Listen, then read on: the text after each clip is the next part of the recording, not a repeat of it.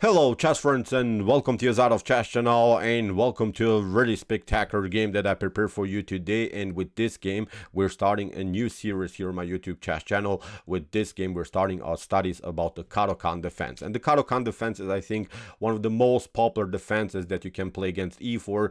Many beginners I think have started their chess career by playing the Caro-Kann defense with the black pieces against e4. In intermediate chess level it's also very popular. It's also played in top GM level. Magnus Carlsen, Alireza Firouzja, Hikaru Nakamura, Fabiano Caruana are playing this opening very often. So in my opinion, very an opening worth the study. And in this series we're going to try to do really many sidelines, many variations, many opportunities from white and from black's perspective. So we're starting now with our Caro-Kann defense studies with the so-called classical variation, but with a different sideline, which is called the floor variation. The floor variation is not the common attacking idea that you have seen many times in the Caro-Kann defense with this move h4. The floor variation, the floor attack I would also call it, is a different approach where white is simply relying on the minor piece activity more than pushing the pawns here on the king side. It's a little bit more complicated, but as I said, in my opinion, very important sideline that we should really know, because in this game that you see now that I prepared here for you today, you see that the Caro-Kann defense doesn't have to be always a positional battle, always a positional struggle.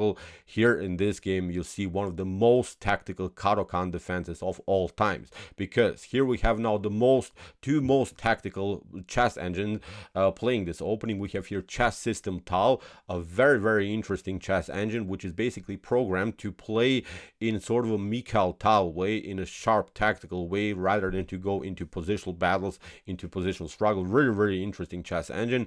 And of course with the black pieces we have here the top engine, the most powerful chess engine, Stockfish. This is now not Stockfish 16. I found this game on the CCRL chess database. This is now Stockfish 15, but still it's I think a very progressive here game by Stockfish. In my opinion, is almost a perfect Caro-Kann defense here played with the black pieces. So as I said, when I would compare maybe this game chess system Tal against Stockfish 15, I would compare it maybe to, I don't know, Mikhail Tal against Garry Kasparov. I think we can imagine that now these two top grandmasters are playing this game. So let's see now what is this floor system, what is this floor variation of the classical variation of the Caro-Kann defense, and how Stockfish defended really a brutal attack here by chess system Tal. So with the white pieces, white is starting with the move e4. So we have here now chess system Tal with the white pieces, or chess system Tal slash Mikhail Tal against Stockfish slash Garry Kasparov. So here Stockfish response was c6 the Caro-Kann. We have now the move d4, and now we have the move d5, which is now the Caro-Kann defense. Knight to c3, and after d takes e4, we're now in the main line of the Caro-Kann defense. And now with bishop to f5, black is of course hitting the knight, which is now the classical variation here by black. We have knight to g3, attacking also the bishop to g6, and now there are basically many strategic ideas that white can apply. Usually white can go into this early flank attack with the move h4. This will be now the classical variation main line. We will analyze also the main line in the continuation of our series, but let's dive into this particular line. This move, knight to h3, is now the so-called floor variation. This wasn't played in the game. A different sideline has been played by the chess system Tal chess engine. Here chess system Tal played bishop to c4, but I would still call this line that chess system Tal played the floor variation, because the attacking idea is I think similar. Look at this. With the move knight to h3, obviously you're preparing something like knight to f4. Now we'll play e6, and then after bishop to c4, I don't know, knight to f6, you're simply hitting the bishop with knight to f4. So you are not hitting the bishop like in the main line with h4 h5. You're hitting the bishop with the move knight to f4. So that's what I meant about in the beginning. White is simply relying more on this piece activity than on this pawn attacks on the king side. So also very progressive idea here. The chess system Tal chess engine will play this whole floor system, but with a different move order. So here, chess system Tal played bishop to c4, Stockfish response was e6, and now here knight to d2 with the same plan to hit now here the square f4 and simply attack the bishop on g6. Stockfish continues with bishop to d6. Again, you could do many things. Again, you could try also to reach maybe some attacking ideas of the main line with h4, but this is defendable. You can play simply h6. If that happens to you, h6 creates, of course, breathing spaces for the light square bishop. If you get hit by the knight, then we simply trade it off, continue the development. And the good part about this move h6 is also that the h6 pawn is controlling the bishop on g5, so there's no way that you get pinned maybe with bishop to g5. This wasn't played in the game.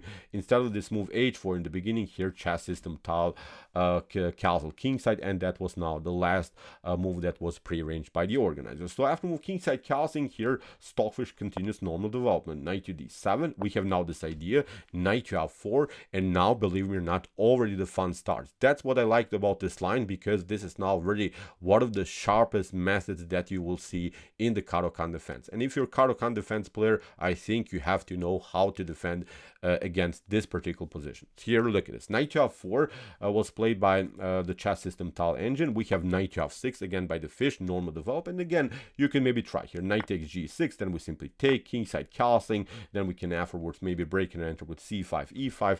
I think this is a solid position here for black. Nothing gained here also from white's perspective. After knight to f6, now chess system Tal announced really a spectacular battle with this move, rook to e1. And look at this. This is already a dirty idea here. Chess system Tal is now hitting this square e6 3 times with the rook, with the bishop, and also with the knight.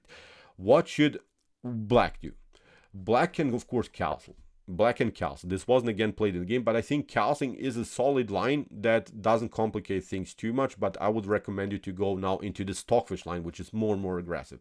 After kingside castling, I think again knight takes g6, h takes g6, maybe knight to e4, we take, knight to f6, we get pinned, queen to a5. I don't know. White and black doesn't have to play, of course, the game like this, but this would be, I think, maybe a playable line for both sides. If, for instance, black gets challenged with bishop to f6, we trade it off. Here we can include the queen into the defense. Then afterwards, again, e5, c5, breaking and entering. And here, I think, with this opposite color bishops on the board, I think this position would reach maybe a fully endgame stage. I think this is maybe in top GM level and also in top engine level, a simple draw. So here, after move rook to e1, what you could make as a mistake, I wanted to show you how beautiful this idea is with rook to e1. If you play queen to b6, then immediately knight takes e6 is working. We play f takes e6, rook takes e6, and notice now the bishop on d6 is also hanging. Now we have to cover, and now look at this. White has the attacking flow. We simply include all of these pieces into the attack. You cannot castle anywhere. This bishop is hitting also the g8 square. This is, in my opinion, not a good position. We can still play, I don't know, h4, h5, knight to f5, then afterwards. So I don't want to show now all of the tactical sequences that are possible, but I guarantee you will not have fun playing this game. The engine gives here really much better evaluation for white, although white sacrificed the piece. So that's why after rook to e1, Stockfish played now tricky queen to c7, but still you haven't solved all of the tactical problems around the square e6. Now comes the fun part, the beautiful part, and now we have reached the position from the thumbnail here. Chess system Tal, the Mikhail Tal of chess engine, sacrificed the rook for the pawn on e6. Really wild stuff. Here we have f takes e6. Here knight takes e6, hitting the queen and also hitting the pawn. Nothing wrong. I'm not saying black or white made any mistakes, but this is now a beautiful but also a brutal line that you have to study in the Caro-Kann defense. After knight takes e6, queen to b6 here by the fish, and now many things again can be played for white. White's main mistake, I think, would be to take out this pawn. White has to keep now the king in the center of the board on e8. If you play here knight to g7, then black will simply step back to d8. You can maybe deliver a new check, would simply hide with your king on c8. Black is up a whole rook, has lost, of course, some pawns, but I think this is defendable. Would simply include and afterwards more defenders into the game, and I think white didn't gain anything in this attack. One of the best ways after queen to b6 is to play queen to e2. This wasn't played in the game, but I see 2 games in the database where young Krzysztof Duda destroyed the Chucky, Vasily Vanchuk with the white pieces, and I see here Azarov against Lenderman, where the game ended with a draw in this particular line. But I guarantee you, I've analyzed both of these games at home. In both games, many inaccuracies, mistakes, blunders have been played. So both games, I think, were not correct when it comes to computer evaluation. So it's really a pervert, a brutal, sick line that you have to know now after queen to e2. This wasn't also played in the game. In the game, queen to f3 was played by chess system Tal, sort of a theoretical novelty introduced to us. Queen to f3 immediately creates also new attacking chances for white. But queen to e2 is very tricky. If you face this line with the black pieces, you have to know now the only defensive move. Maybe you can pause the video and try to see now the only defensive idea here for black. Only one move is helping you out here. No other moves are defending this position. Every other move, I think, is losing then here for black. Okay.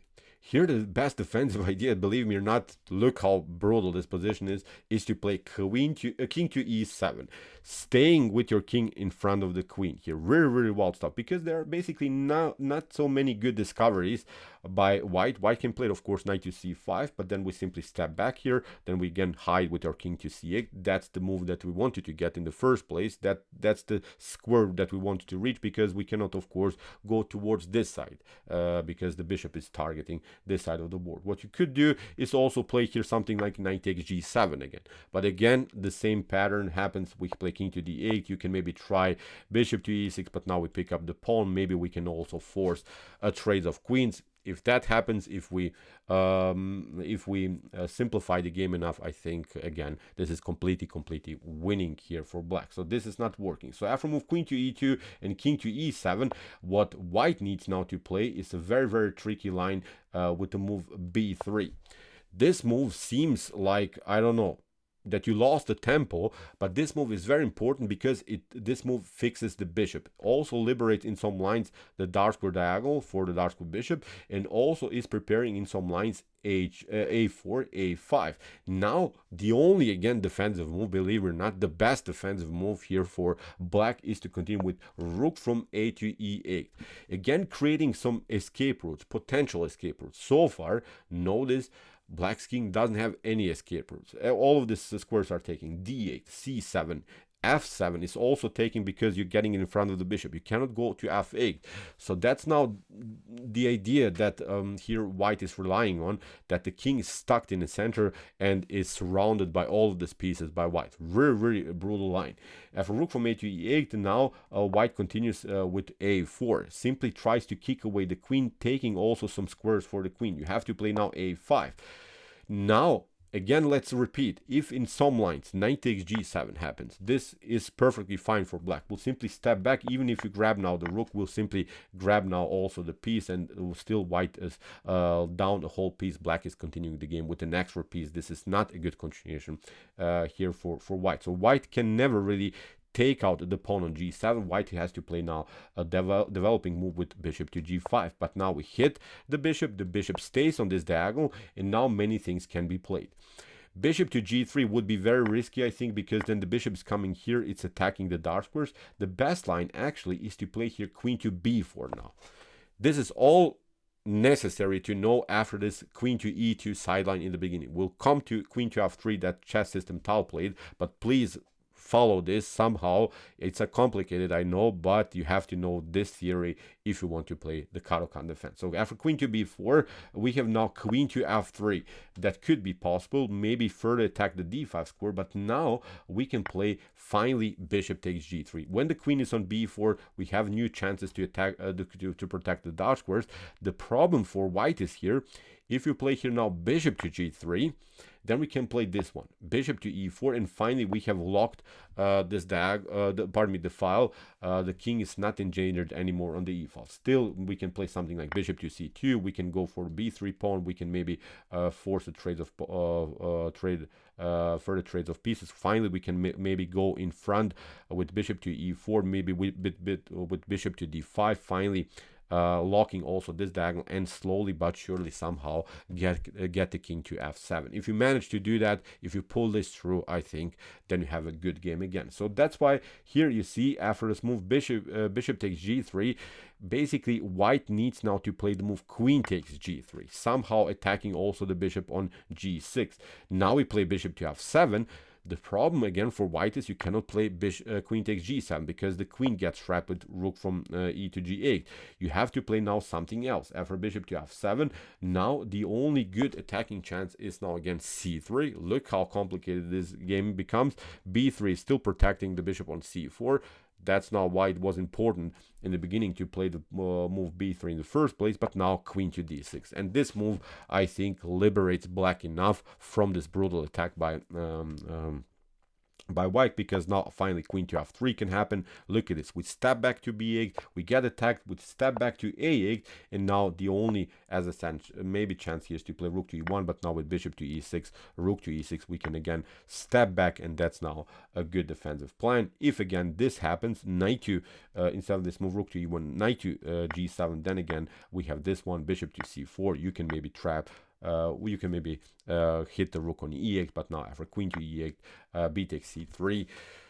Believe me or not, the engine gives here still only a slight edge for black, although black is up a piece, but white has now 3 extra pawns for the lost minor piece. So you can be my guest, you can say whatever you want, you can maybe love this position from white's perspective, you can love it from black's perspective, but this is a position that you can also reach here with the black pieces. So as I said, that was our analysis after queen to e2. Let's get it through a little bit faster. Now king to e7, you have to play, as we said, if you get challenged in this way, then we simply step back to d. King to e7 must not move. But because this is really, really brutal, these positions have been reached in chess history, so I think this is also something that you should know. But instead of this move queen to e2, here queen to f3 was played by chess system Tal with a different idea. This idea is to go in some lines with queen to a3.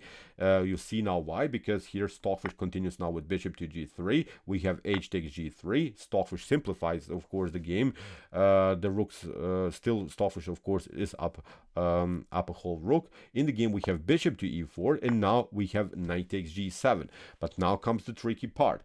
You have to play here the correct move again. If you play here king to f8, then you're getting destroyed with queen to a3. Look at this, you pick up the piece. Now after a couple more moves, you can get even checkmated. Look how dirty, really brutal this attack is by white. Sacrifice basically everything, but delivered a checkmate with the spectacular queen and bishop's battery. So instead of this move king to f8, you could of course play king to e7, but it still doesn't solve all of the position problems. You can maybe play c5, but now look at this, we simply include this bishop into the game. You're trying maybe bishop to e4, the rook is coming, we simply now include the queen into the game. If you try something like this, again the same pattern happens, bishop to d3, and again white is delivering a checkmate here, or you lose simply decisive material. So this whole defense is not working. So after move knight takes g7, the only defensive move is king to d8. That's of course the move that Stockfish played. We have queen to a3, again with some ideas to attack the dark squares. We have a5, not allowing bishop to d2, bishop to b4, hitting now this dark square diagonal. We have bishop to d2 anyway by chess system Tal, and now bishop to d5. With this move, I think Stockfish has really solved now many positional problems. Now the only issue is how to get the king into more secure place, but still this is very dangerous. Still the rook's activity is coming, so still you haven't solved all of the tactical problems in the game. So bishop to d3, we have queen to d4, knight to f5 here by chess system Tal, hitting the queen, queen to c5, b4. You cannot of course take because of queen takes a check here. So here after move b4, Stockfish keeps the queen on this diagonal, is not allowing of course b takes a5, then the queen is lost. We have rook to e1 by chess system Tal, and now b5. Good move here by the fish. Everything is compact here. Again, you cannot take, and now the main goal is to play a4 and lock all of the tactical problems here on the queen side. We have rook to e7 here by chess system Tal. We have a4, and now after rook to e1 that chess system Tal played, you can of course also try bishop to c3, but I think in this line you can even, I don't know, play queen to e7, knight takes e7, king to e7. I think you have enough compensation for the lost queen. You would then have two rooks and one minor piece for the queen, which is I think perfectly fine here. Continuation for black. So after move a rook to e1, that chess system Tal played instead of this move bishop to c3. Stockfish played now rook to g8, attack the g file, bishop to f4, rook to g6.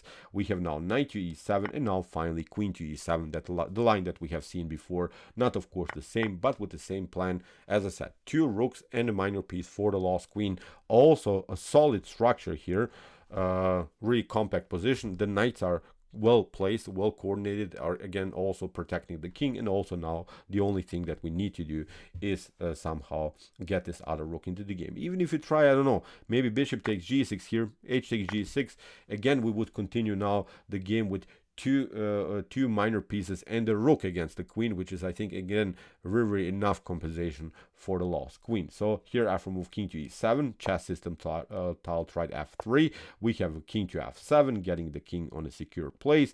We have now the move g4. Again, I'm pointing out bishop to g6, h takes g6, and nothing gained here I think for white. After move g4, Stockfish continues with rook to e8, queen to b2, and now bishop to c4. Now finally chess system Tal took the rook after h takes g6. This is a position that I think is much better now for black.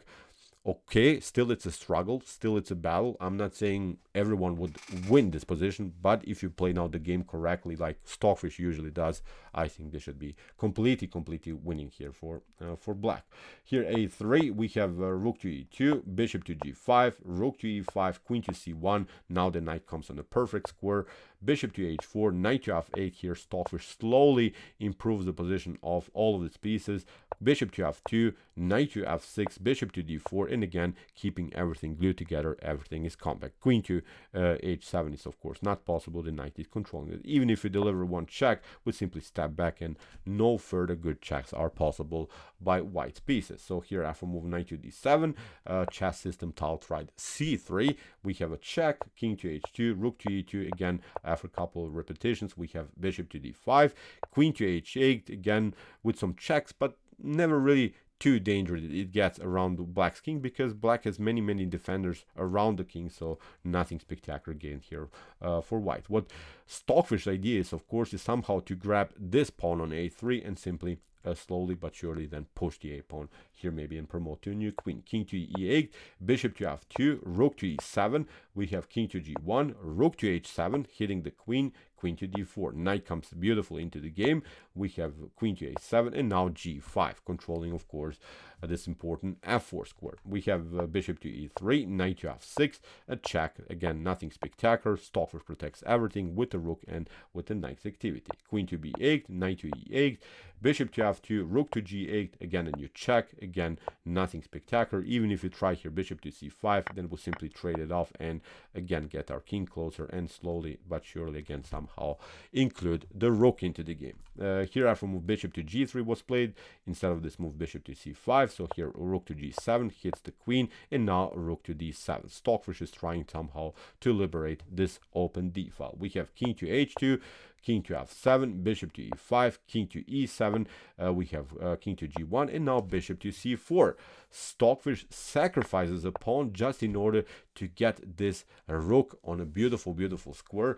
What should you do? If you try here bishop to g3 to retreat, then king to d8 is going to happen after a couple of checks. I'm not seeing good ways anymore how we're going to defend this pawn. Rook to d3 is going to happen, rook to c3, rook to d2, then follow with rook to a2, maybe hitting this pawn. Everything is again firm, everything is compact here, so that's why after move rook to d5 here, the engine chess system Tal tried bishop to d4. Stockfish grab now the piece, c takes d4, and now again a beautiful move, knight to g7, controlling of course afterwards with move knight to e6 the weak with the weak g5 pawn. We have f4, we have g takes f4, queen to c7 check. Stockfish protects. We have queen to c5.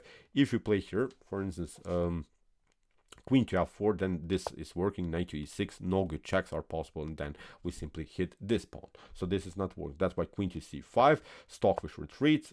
Here chess system Tal pushes the pawn further to g5, and Stockfish attacks the queen, gets of course the king closer, and is controlling now further the f6 square, and he's hitting of course the g5 pawn. We have queen to b8, Stockfish takes the pawn, bishop to f7, we have queen to e4, king to g7, and now again this beautiful idea to simply attack the new weakness in the position, the isolated d pawn. We have king to f1, knight to f6, so nothing spectacular. As I said, it's just tiny little improvements that Stockfish is doing.